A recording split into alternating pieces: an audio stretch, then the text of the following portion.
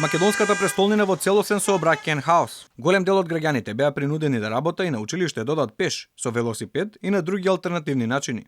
Почнувајќи од 6 часот изутрина, крстосниците кај трговскиот центар Мавровка, Црвениот крст и фонтаната кај парк беа блокирани од автобусите на приватните превозници кои си ги бараат заработените пари од град Скопје.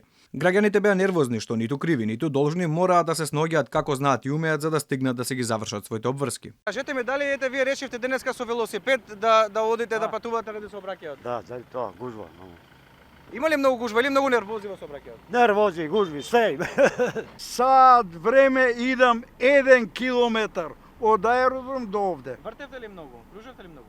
Па нема на 10 по 10 метра идам. Кола работи за 10 метра. Има многу нервози и гужви, али денеска се одлучив да со точак да си го завршам, да си ги заобрзам обрските низ градот. 1 сат од Тисалово до тука идеме. Полицијата уште од раните утрински часови скоро навсекаде низ градот го регулираше и го пренасочуваше сообраќајот, а автобусите на ЈСП се движеа по изменети рути. Низ блокадите беа пропуштани само против пожарни и амбулантни возила. Од дитната медицинска помош Залфа вела дека секојдневно се соочуваат со сообраќајниот метеж, но поради светлосната и звучна сигнализација, денес работата не им била попречена. Во одговор Залфа од Центарот за управување со кризи и контрола на сообраќајот вела дека скопската сообраќајна мрежа била генерално оптоварена, со особен акцент на дури 9 булевари, 6 улици и 1 мост. Приватните превозници утрината се извинија за сообраќајниот колапс кој што го предизвикаа. Велат најмалку сакале да го прават тоа, но немале избор.